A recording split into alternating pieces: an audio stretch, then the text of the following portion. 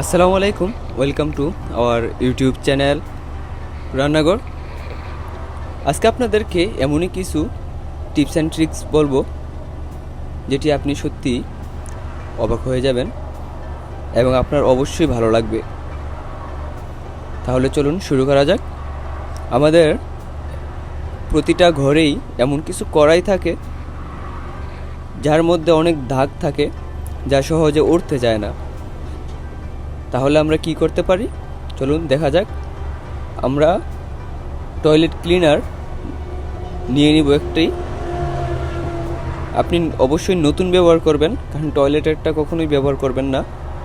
আমরা চারদিকে ভালো করে ছড়িয়ে দিব। ছড়িয়ে দেওয়ার পর আমরা ভালো করে এটাকে মিক্স করে নিব, অর্থাৎ যেখানে যেখানে দাগ আছে আমরা সেখানে ভালো করে লাগিয়ে নিব।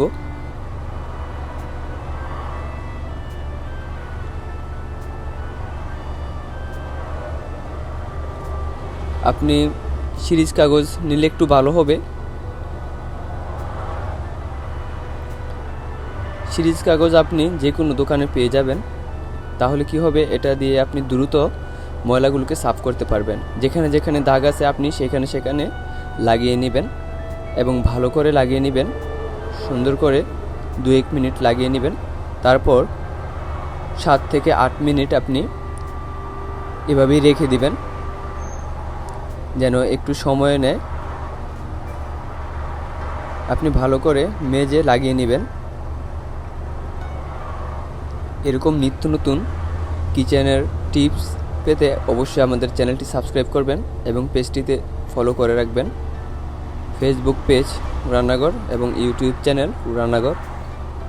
আপনি ভালো করে লাগিয়ে নেবেন। দেখতেই পাচ্ছেন কিভাবে লাগিয়ে নিচ্ছি।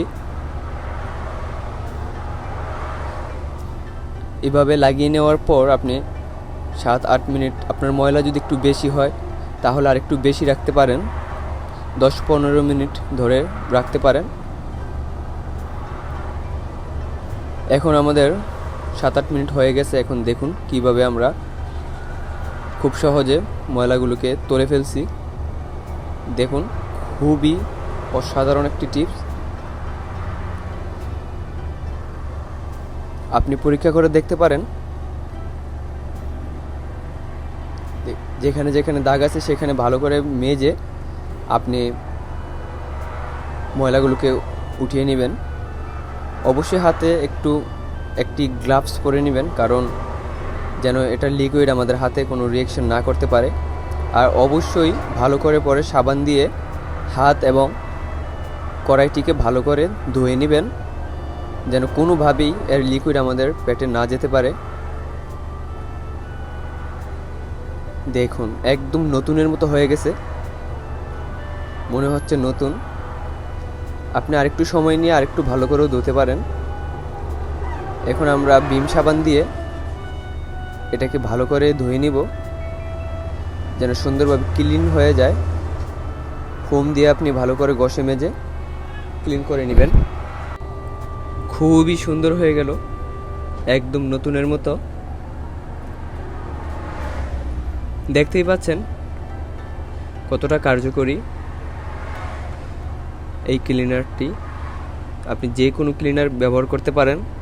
আমাদের সবার ঘরেই হয়তো কাশের কোনো না কোনো কিছু রয়েছে, তা আমরা এটিকে সহজেই পরিষ্কার করে নিব। কিভাবে করতে হয় দেখুন। কিছু বেকিং পাউডার নিয়ে নেবেন, বেকিং সোডাও নিতে পারেন এবং ভিনেগার নিয়ে নিতে পারেন। আপনার কাছে যদি ভিনেগার নাও থাকে তাহলে আপনি লেবু ব্যবহার করতে পারেন, তবে আমি ভিনেগার ব্যবহার করব। ভিনেগার একটু বেশি ঢালা হয়েছে, আপনি আর একটু কম ঢালবেন, কারণ একটু গাঢ় হতে হবে। এখন আপনি ব্রাশের সাহায্যে গ্লাসটিতে লাগিয়ে নেবেন।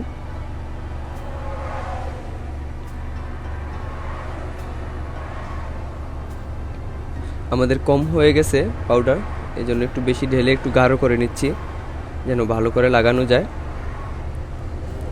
আপনি ভালো করে ঘষে মেজে লাগিয়ে নেবেন এবং লাগিয়ে নেওয়ার পর আপনি আধা ঘন্টা রেখে দিবেন। এটা এইভাবেই যেন ভালো করে গ্লাসটিকে ক্লিন করতে পারে। আপনি যা খুশি তাই ক্লিন করতে পারবেন, অর্থাৎ কাচের খুব সহজেই আপনি ময়লাগুলোকে পরিষ্কার করে নিতে পারবেন। অনেক পুরনো ময়লাও দূর করে।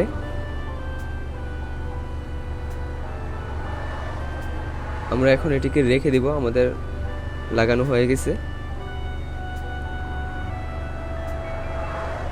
আমরা যেই বাটিতে